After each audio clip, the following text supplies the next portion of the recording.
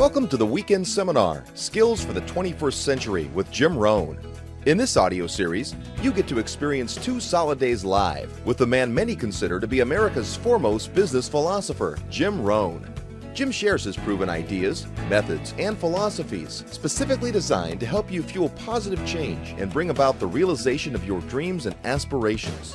Jim Rohn's seminars cover a span of over 35 years, more than 5,000 audiences, and over 3 million people worldwide.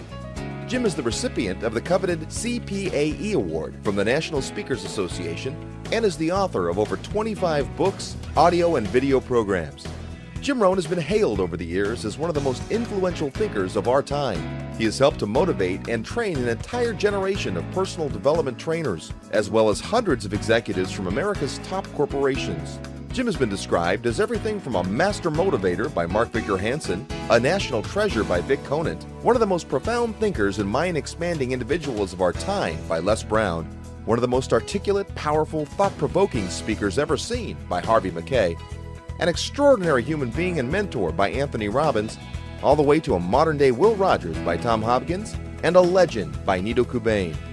So now, sit back and enjoy the ride, and let the man who has influenced so many now help you to advance your future. Let's join Jim Rohn.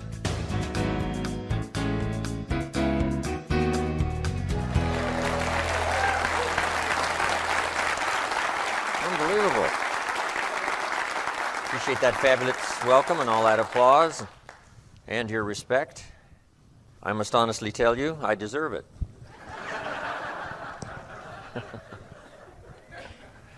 This is my 35th year, and I've been out there working hard to, deserve the reputation of sharing good ideas.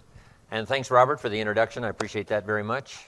It's great when your name appears in someone's testimonial. First note for today, I would like for my name to appear in someone's testimonial. And it's so easy to do that. You don't have to give lectures and seminars. If you just recommend a book, that changed your financial future, recommend a book that helped you set goals, recommend a book that turns your life around, recommend a book that created better health, and you just pass that along to someone at a Tuesday breakfast, right? And someone later says, that book you recommended, I'm telling you, that started me reading, and then I read another one, and here's what's happened to me. Here's what's happened to me financially, socially, personally, and it all goes back 2 years ago, 3 years ago, when we had that Tuesday morning breakfast and you recommended that book. So it's pretty easy for your name to appear in someone's testimonial. And I get great delight in traveling around the world and having that happen for me. Now someone says, Mr. Rohn, 20 years ago, 30 years ago, I sat in your seminar, you shared some ideas, here's what's happened to me, my family, my income. A man not long ago showed me the notes he took 23 years earlier. And he said, Mr. Rohn, I've used these notes all these years in my business life, my personal life, my family. He said, I've made my fortune. And he said, I want to thank you for these notes. And he had me sign them after 23 years. It was just incredible. And he said, when I took these notes, I was 18 years old. So he was just a teenager, sitting in the audience, taking all these notes, but the notes he kept for 23 years. And it was such great pleasure and excitement for me to sign those notes. So when your name appears in someone's testimonial, it's very exciting. Now, he was only 18 years old, so make this the second note of your notes for today. You never know who may be in your audience. You just don't know. Say, well, just a teenager, but we can't say just a teenager. We have to say each individual is important. So if you have a chance to share, here's what's important. Always do your best. Always be sincere. And always tell as much of your story as you can to help someone else. Because you never know who you're talking to, right? The next person that may be a friend for life. The next person that may be a business associate for a long, long time. So just have great respect for everybody.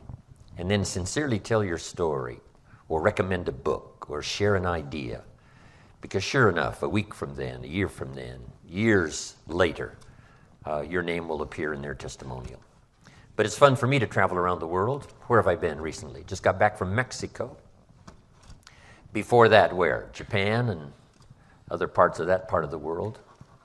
I've been lecturing around the world now for about 27 years. It's very exciting.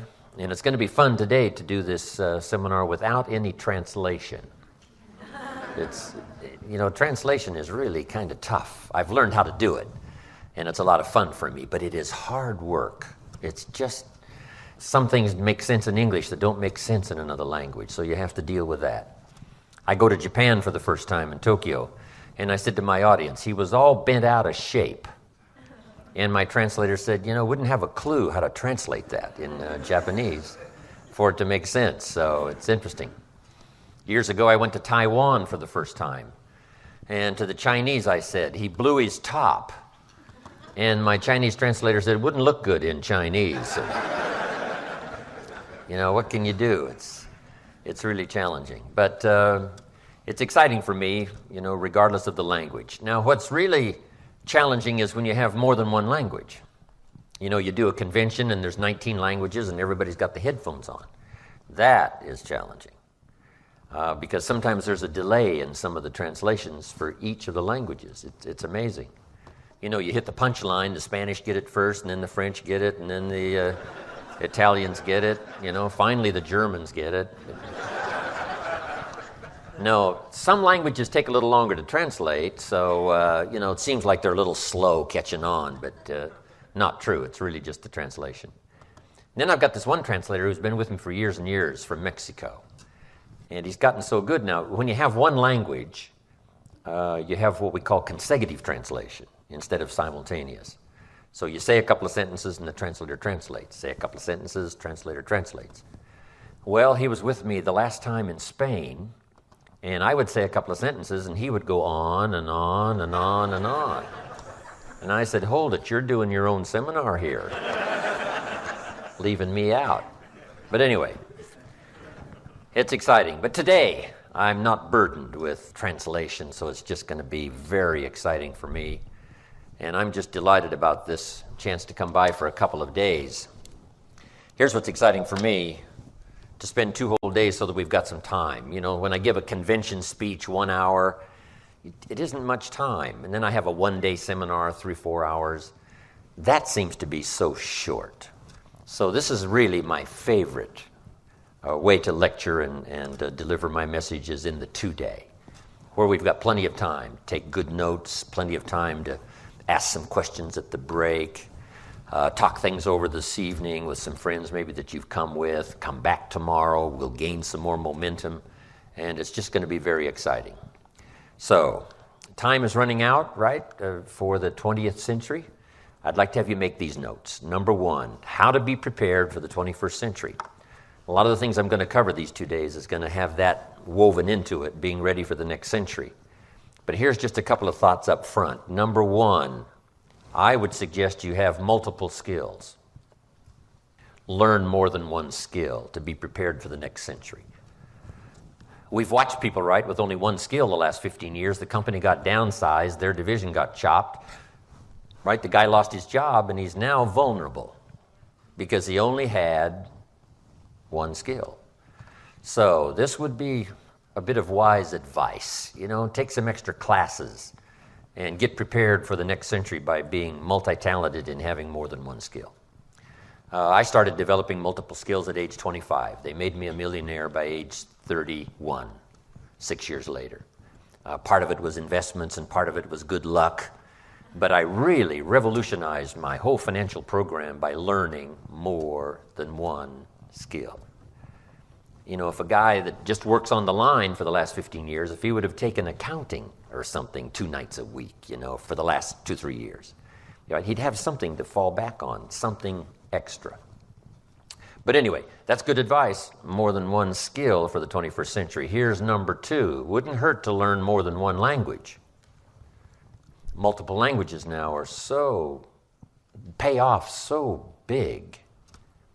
Some of my business colleagues around the world that speak 3 or 4 languages, they make $3 or $4 million a year instead of 300,000 or 400,000. Those extra languages serve them so well. It's incredible. One of my Israeli friends speaks 6 languages. Michael has command of 6 languages. Now he's learning number 7. It is so much fun to travel around the world with him because he can talk to everybody. I mean, you know, he orders all the food, and it doesn't matter what country you're in, and he talks to everybody and makes all the arrangements. It is such a luxury. It is such a powerful thing to have the command of all these extra languages. My father spoke German when I was growing up, but he never taught me. You know, I could have learned German easy, but they were trying to get away from the old world languages when I was growing up, right? My mother spoke French. She's English, but she spoke French. But she never taught me the French, and I could have learned 3 languages in the same time I learned one if it would have struck them that maybe these extra languages would be so valuable. But back then they said, you know, leave the old world behind, the old languages. This is America now. We all speak English. But what an advantage for me that would have been if I would have had those extra 2 languages.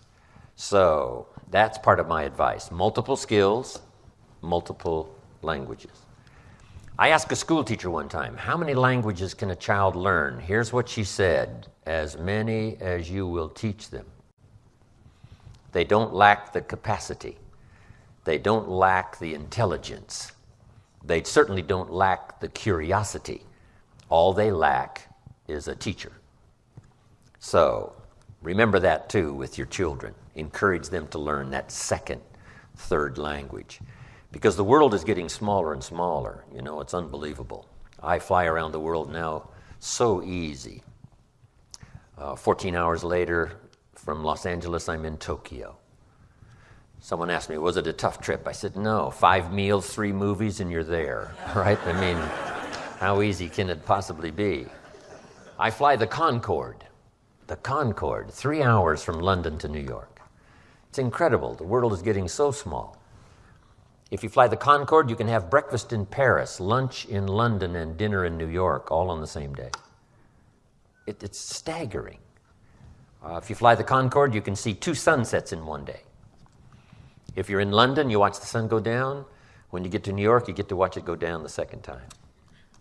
You got to try that. It's unbelievable. You've always heard that the sun always comes up in the east. Not true. Not true. If you fly the Concorde west at 1,300 miles an hour, the sun comes up in the west. It is one of the most awesome sights to see, the sun coming up in the west. Incredible. So put that on your goal list. We're going to talk more about that tomorrow. Watching the sun come up in the west. Amazing. So anyway, the new century, let me give you my opinion of the next century, the next millennium. A new century, a new decade, 10 years, a new century, 100 years, and a new millennium, 1,000 years. We've had 6 millenniums of written history. We're about to enter the 7th. Some scholars hold great significance to this 7th millennium, that it's going to be a unique and dramatic time, and that's probably true. Technology, transportation, communication, it's unbelievable what's happened up until now, especially the last 100 years, especially the last 50 years. So here's what we started in the late part of this century, and it's a good note to make. What we hope is advanced civilization. The beginning of civilization says, let us learn to restrain the dark side of our nature, which everybody has. Who was it said, power corrupts, right? And absolute power tends to corrupt absolutely. So to become a civilized society, here's what we must do. Start early. You have to start with your own children to develop a civilized society. If a 3-year-old hits another 3-year-old over the head, if he's not restrained to become civilized, he will do it again. And if he's not further restrained, he may enjoy it. Now we have the beginning of a major uncivilized problem. So here's what civilization is: the restraint of power in its beginning form. And we must start with our own children to civilize our own. We say, well, our children live in a civilized society. Yes, but when they're born, soon after, not too long after, they must be restrained. They must be taught what we call civilized behavior. Now, that goes right on up the line. The misuse of power is everywhere. A father may misuse his power and force his children to live in his shadow instead of in the sunlight of opportunity. It is called the misuse of power. And it doesn't matter whether it's a father or a 3-year-old child. We must all be taught that to live in a civilized society and bless the next generation and the next generation, we must be taught civilized behavior, because only can we flourish and grow in a civilized situation. It's very important. Even the government must restrain its power. That's why we have in America, make the note, 3 branches of government. Why 3 branches? Here's one of the main reasons, so that one doesn't become all-powerful. This is an interesting study, civilized behavior. We have what we call checks and balances. Because without these checks, anything that gains some power, there's sometimes an unrestrained appetite for more power, and then the use of power. And sometimes at the beginning, not with sinister motives, but just because you're powerful. And somebody must say, hey, this is not the deal. So we have 3 branches of government so that the power is more diversified and it doesn't fall into the hands of just one. After the Constitution was written, it didn't seem to be sufficient. Here's what was added to the Constitution, what? The Bill of Rights. To do what? To protect citizens from the power of their own government. You say, well, wouldn't the government love and respect its citizens? Guess what's tempting? Power. Power is tempting. And once you've got it, that's why the great prayer says, lead us around, right? It is probably an excellent modern day translation. Lead us around temptation. Right? Here's a tempting billboard. Lead us around so we don't see it. Right? Lead us around temptation so that we escape it to the best of our ability. Because once you have power, it's tempting. So the Bill of Rights was to restrain the government in its use of power against its own citizens. We even have laws that protect the customer from the salesperson. Do you believe that? You say, well, wouldn't all salespeople love and respect their customers? Say, well, surely freedom means, hey, everybody will do the right thing. Say, well, we probably should build some jails. Yes, we got a new country, but not everybody is going to follow what we call civilized behavior. So we do have to have certain restraints. And that's meant to punish those who misuse their power, and it's also to alert those that there are certain limits to power. So here's number 1. Civilized behavior is the mission of all of us. Civilized behavior for ourselves. We must not let ourselves be tempted to misuse our power, whether you're in management or wherever you are.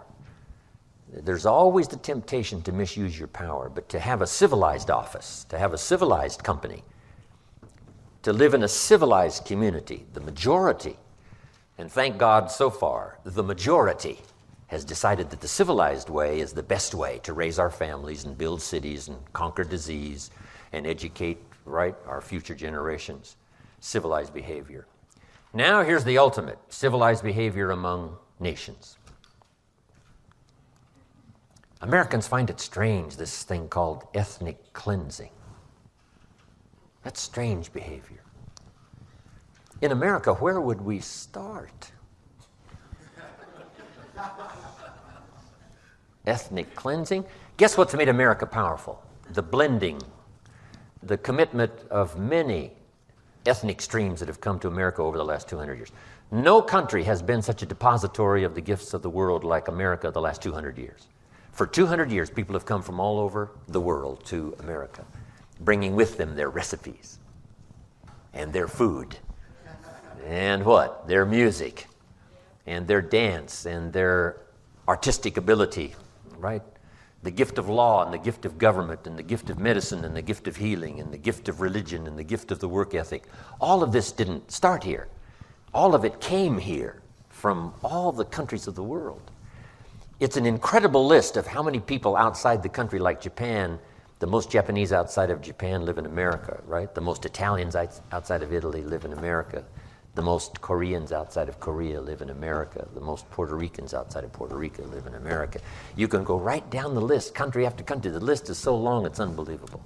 But that's what's made America so unbelievably powerful. The contribution of all the ethnic streams that have been coming here for 200 years. It's incredible.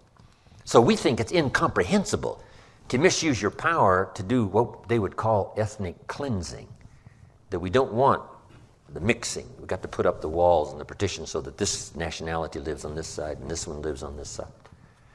Incredible. Now here's hopefully what the nations will do. Instead of fighting each other for what they want,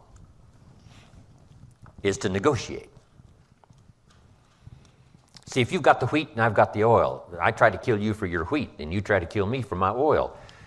Maybe someday sanity will prevail and we sit down and say, wait a minute, what if I gave you some of my oil and you gave me some of your wheat? And we could spare all this fighting and all the bloodshed. Great idea. So we turn then to negotiation. Now here's the ultimate in the nations working together, hopefully for the 21st century, to provide unprecedented opportunity. And that's not just negotiating, but cooperating. When I was in Russia, overhead was the space station, which is about now to fall out of the sky and get burned up.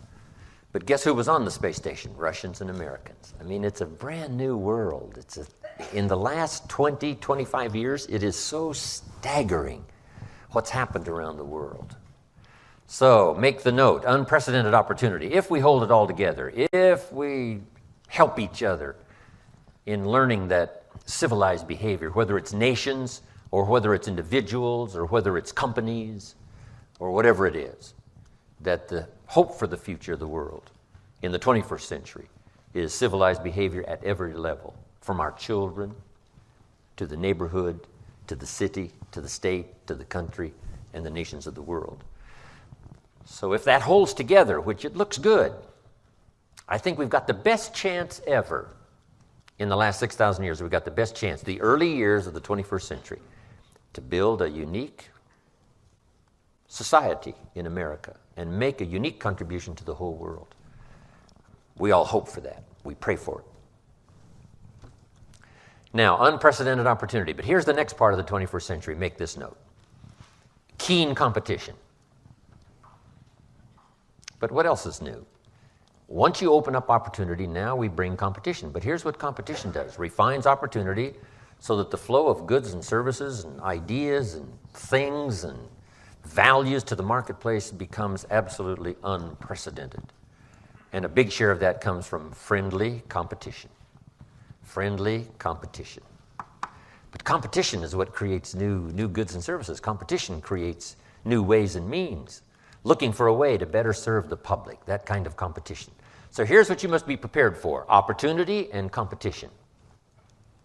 Here's what America now has a chance to play: the world game, right? The world game of economics. Making a contribution and getting out there and competing with our technology and our muscle and our brains and our intelligence and everything else we've got. We bring all of that to bear into the 21st century. And America's got a good chance to win a unique share of the world market with our ability to not only learn languages, not only learn skills and be ready for all of that, but to learn to compete fairly, but to compete. Get up early, stay up late, come up with a new idea, go, go, go. That is my view of the 21st century. It's an exciting time to be alive. I think this is the best time ever in the 6,000-year history of mankind. Best time ever to be alive. You can do so many unique things now with your life. Okay. Now make these notes, what I hope you find here in this 2-day seminar. I want to fill up your notebook. Here's really what I want to do. Take what's in my notebook and my notes and get it in your notebook. take what's in my head, get it in your head, what's in my heart, hopefully get it in your heart. Then here's what I want you to promise me, that you'll pass it on to somebody else. Can I see your hands? Promise? Okay. Okay, then I will continue. Because that's what's interesting. I haven't come just to do a seminar and get paid, because I don't need the money. Okay, I take the money, but I don't need the money. Because I made my fortune a long time ago. But here's what I do need. I do need to know that my stuff lives on. That's why it's so exciting for me when somebody shows me the notes they took 23 years ago. I say, wow, for this stuff to hang around and to serve somebody, when I'm off doing something else, the ideas are still working in someone's life. It's gone from somebody's notebook to someone else's notebook and someone else's notebook. So make this note. With ideas, you can affect the lives, directly and indirectly, of thousands, tens of thousands, and maybe for some of you, millions of people. Directly and indirectly. You can affect the lives of dozens of people, hundreds of people, some of you thousands of people, because the ideas you share won't be lost. They'll be invested in someone else who will pass them on, who will pass them on. Because, some have come my way and gone on to do much bigger things that I've done. Tony Robbins sat in my seminar when he was 17. 17, he was on the outs with his parents and he was sleeping in his car. And someone got him to come to my seminar, age 17. So you never know who's in the audience. And he worked for me for 3.5 years promoting my seminars, back then called Adventures in Achievement. 3.5 years. Finally ran one of my offices at age 20 in Los Angeles. Tony Robbins. Now he's a big-time superstar, bigger superstar than I am around the world. Unbelievable. And he mastered all the stuff. I didn't teach him the fire walk and all that stuff, but that's Tony style. He can get by with that. I couldn't do that. I did say to him one time, Tony, you got to do water instead of fire. They'll come from all over the world.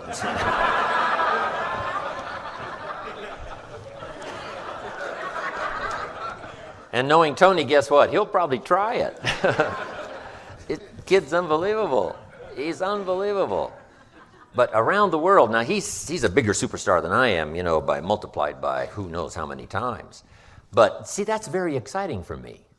Here's what it does, and you might make this note, because you can do it with your children, and we can do it physically through our children, grandchildren, and on down the line. A chance for immortality. Another chance for immortality. When your ideas live on, your influence lives on in someone else, and then the next generation and the next generation. It's also possible for the evil to pass generation after generation. The old prophet said what? Sometimes the sins of the father have been visited on the second and the third and the fourth generation. It takes the fourth generation to finally get rid of some things that was started back in the first generation.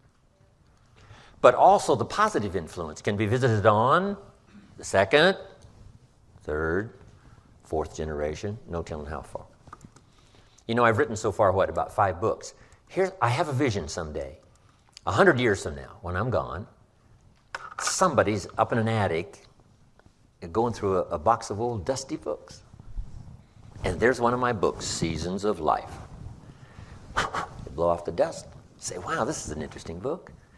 And it affects their life, and then maybe they use it as a textbook to teach other people 100 years from now, after I'm long gone. And do you know what this gives me? A chance for a little more immortality, to live on, right, in some unique manner long after I'm gone. Okay? This is why teaching is so incredible. And this is why the greatest art in the world, the art of parenting, is so important, so that your influence can live on.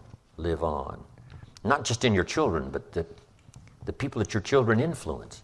And not just their children, not just your children and your grandchildren, but the people they influence. Right? The people your sons and your daughters influence, the people your grandchildren influence. So that the ideas that you stuck with and that you taught and that you carefully made sure they were nurtured in the minds and hearts and souls of your children, they go on and on and on. Okay? How long-ranging is the impact of an idea?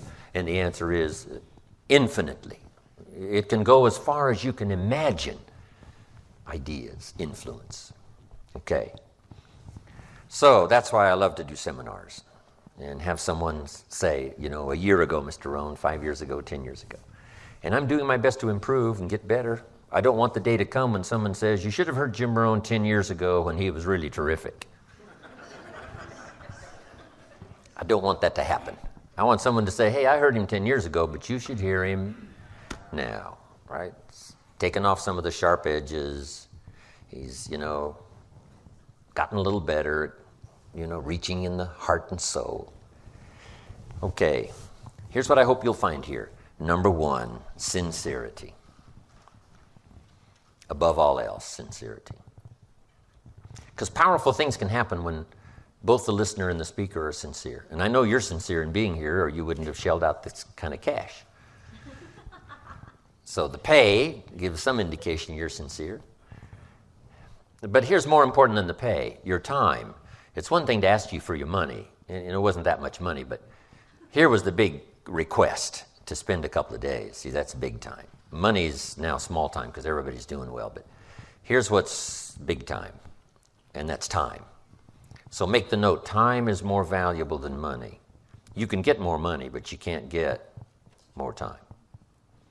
When you spend a day, you've got one less day to spend. To ask me to come and spend 2 days at this time in my life, see, that's big time. It's big time. Thank you. Because how many weekends have I got left? Not an unlimited supply.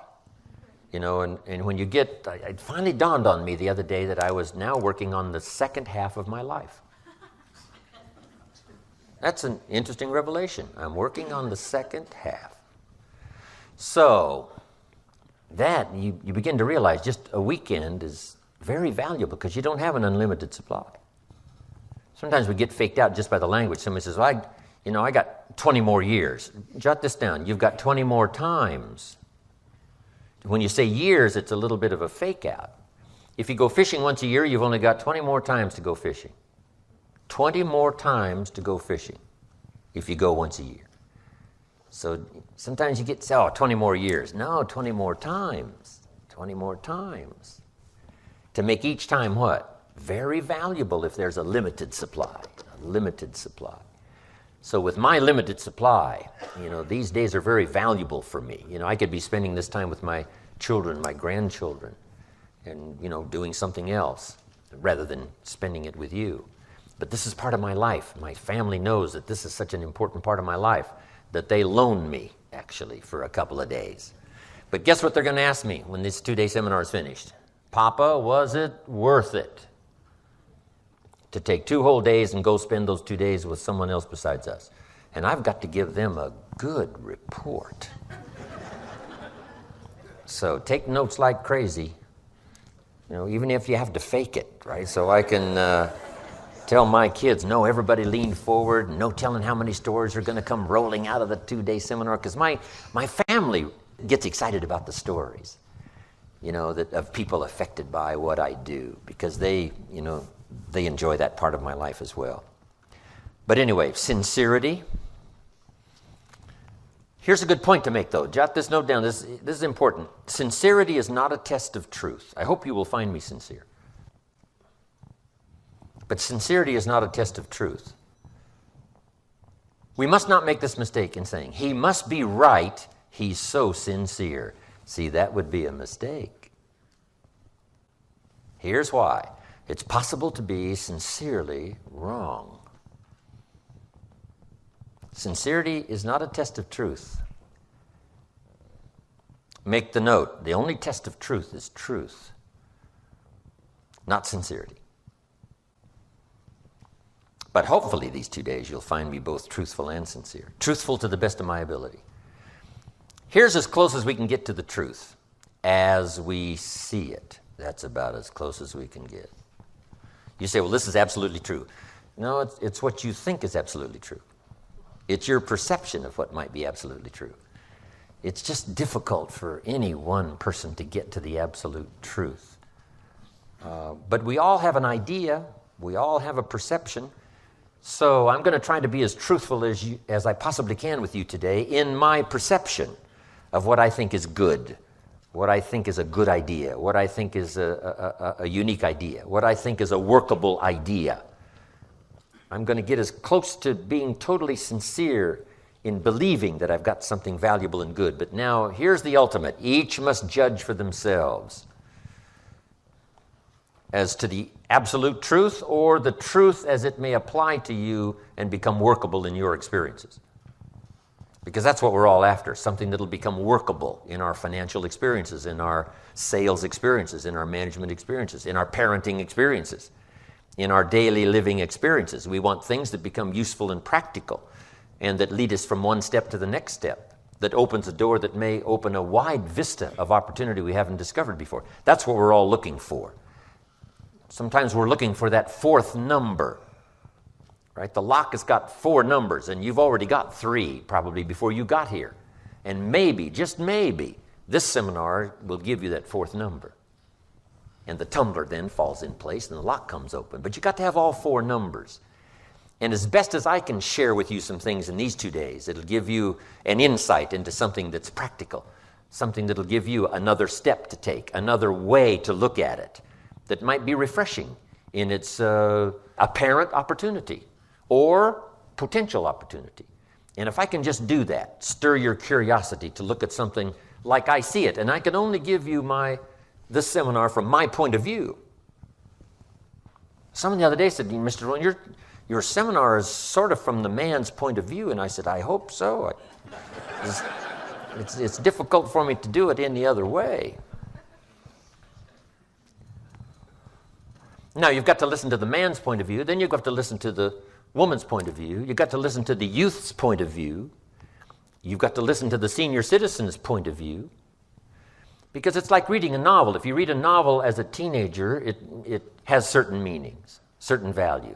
When you get in your 20s and you read the same novel, guess what?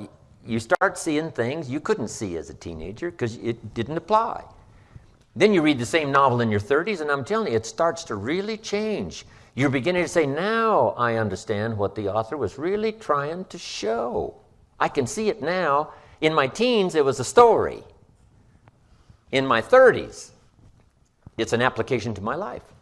And then in your 40s and your 50s, all of this starts to change from perspective, a lot of it depending on where you are. Right? Hearing the same idea from a different age perspective now starts to add a new dimension, a new color, some new insight that you didn't have when you were younger. I took my stepson.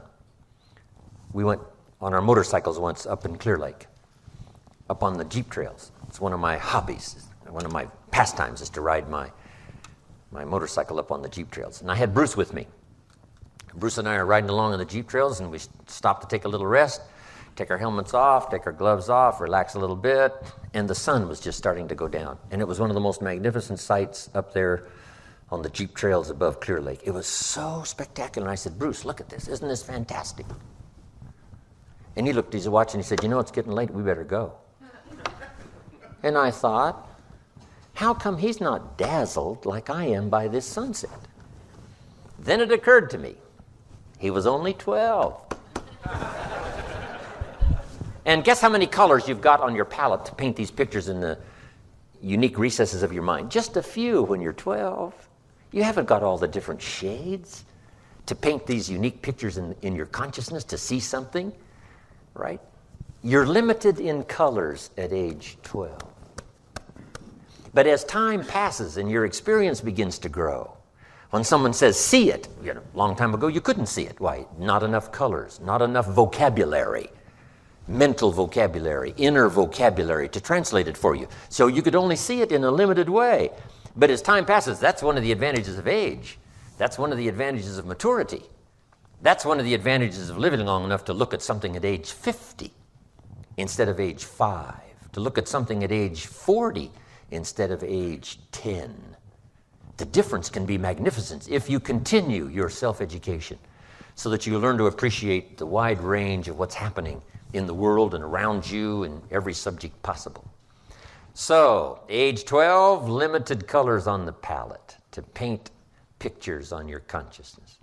But as time passes, and hopefully for all of you, what I'm about to share with you these 2 days will have a multi-dimensional possibility for you One is because I'm expressing them to you at my current age. I probably couldn't have begun to express what I'm going to express for you these last 2 days 25, 30 years ago. Couldn't have done it. Didn't have the vocabulary. Didn't have the refinement. Didn't have the experience. Hadn't been to Russia teaching capitalism. So with all of that mixed in with what I'm going to share these 2 days, hopefully it's a lot more multidimensional perspective. This is the end of this disc. The program continues on the next CD.